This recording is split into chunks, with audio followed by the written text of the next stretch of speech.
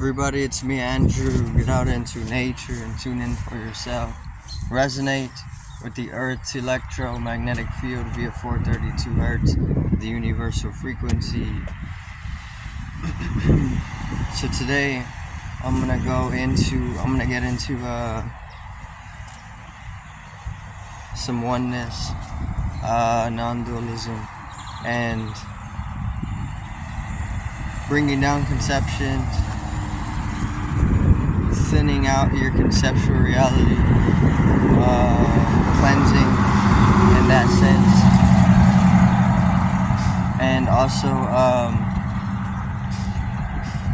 the liberation of that, the lightening up of the density.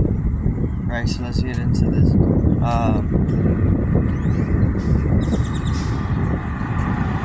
So we're continuously being taught lessons by ourselves. The one self is continuously teaching us. This is a constant process. This is a continuity, and it's teaching us lessons because it is a process of evolution, a revolution. The moment that we make it a conscious process within the species,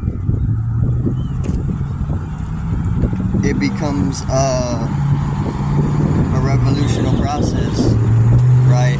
So then the lessons, they come, and you can tune into your own channel in the way where you're being taught the individual lessons for you as a geometry or as a fractal form of the universe, right? You're not separate and you're not really an individuality, but there's that whole system where we're constantly being taught in accordance with the individuality.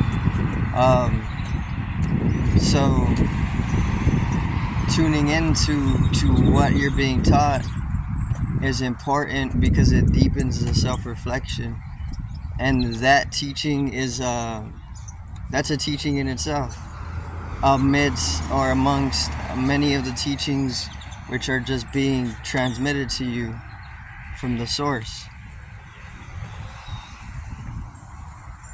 right? So tuning into the process of that, you start to see that it's just evolution. You're just developing further. But there's no linearity to it. It's no linear thing. It's you can't even really track it, and you can't even really make a map for it either. You kind of just have to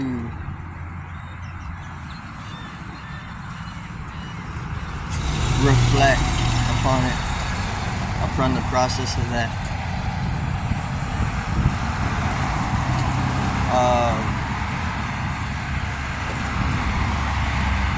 So the state of oneness is a result of that self-reflection upon the process of self-teaching from a universal source, cosmic consciousness. So it can be so that you had experiences of cosmic consciousness, Christ consciousness, but then you threw yourself back into dualistic living, and there's reasons for that that is in your encoding, your genetic encoding, but you can, depends on what you're trying to really do, right?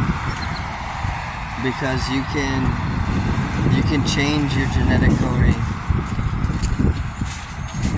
or you can cleanse your genetic coding, or you can just fluctuate the codes to a different form, different karma.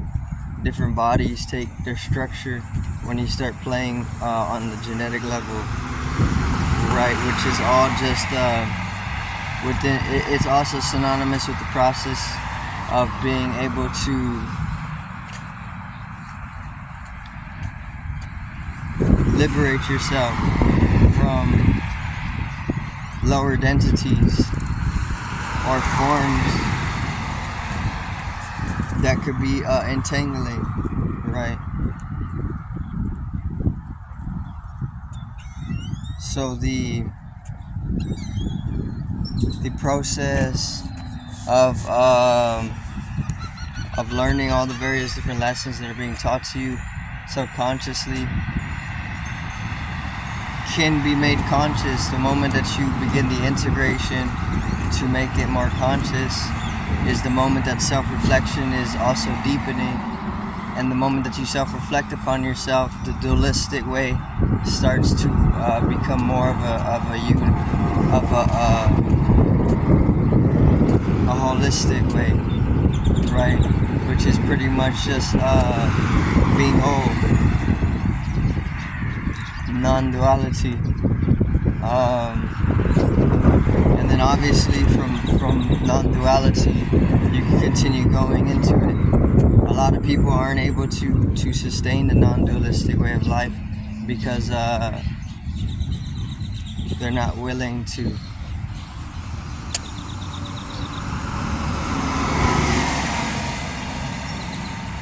right? Even if they've had the most far out experiences, it doesn't matter what it could be, they're still not willing to sustain non-dualism, even though it's there, but they continuously revert back into dualistic living, which is not a bad thing. It's just another dimension of your perception, right? So it's whatever you really want to choose. But it's definitely a lessening, right? Like taking away or unlearning something, or even a receding in a cessation of an entanglement, because you're entangled within a certain form or a certain net that is acting in a certain way or moving in a certain way. That's where your karma is, which can be all out of dualistic ways. But then you can obviously integrate more holistic ways of life, and this can greatly benefit you for being able to cessate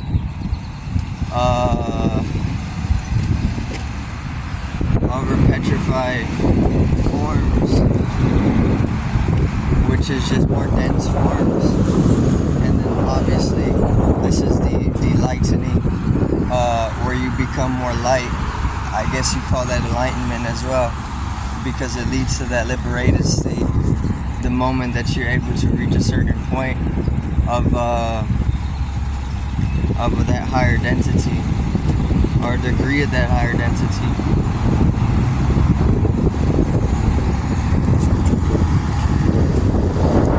Everybody's different with when it comes to enlightenment. Some people can have cosmic experiences and they won't proclaim enlightenment, so then they keep trying to deepen it, continuously trying to deepen their experience until it hits them where they can then claim the state of enlightenment, right? So it's just different for everybody. But liberation definitely comes in degrees as well, because you can easily be liberated on a daily routine way. In fact, you're actually liberated. You're being liberated all the time, because you constrict yourself, entangle yourself in plenty of different things, and with that comes the liberator process as well. It just, you may not notice it, but you're separating yourself. You just gotta tune in. You gotta refine, focus your consciousness or your attention in self-reflection of your own life, and you have to your subconscious, so that you can emphasize the whole process of liberation, so that you can lessen up or learn the lesson.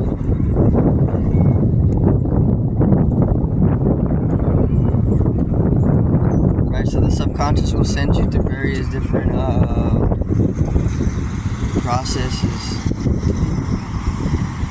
which will just help you open your consciousness up more to what's always been there, which is just shifting to a deeper state of awareness, which is gonna trigger deeper realizations. So then, once you practice that enough, it becomes not subconscious but more of a conscious process.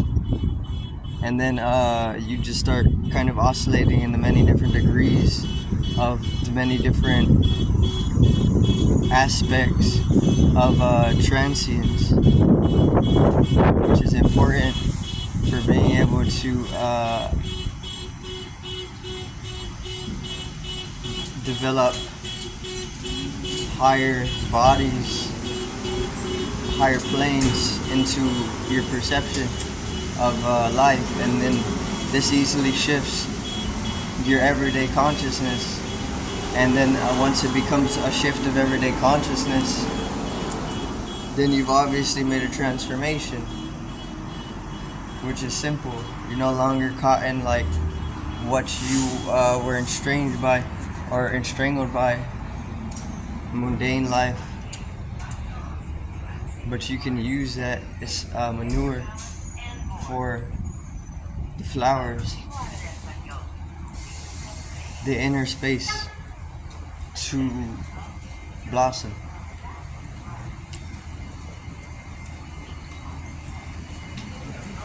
And this is all just a natural process of growth. The Buddha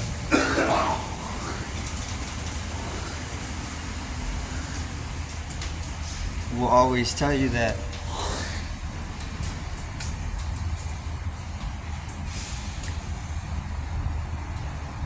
it's just development or growth, right? Coming back into that state of oneness. The source, it likes to fragmentize itself, and then it returns back into oneness. It goes, fragmentizes itself into the 1,000,001 different forms, and then it just returns back into one. Right. Some people are already in that oneness to a very high degree. Some people are still fragmentized to a very high degree. But it's definitely gonna come back to one for everybody.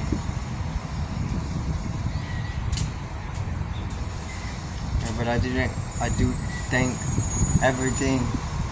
I do thank everybody for watching once again. Peace out. Love. Have a great evening or morning.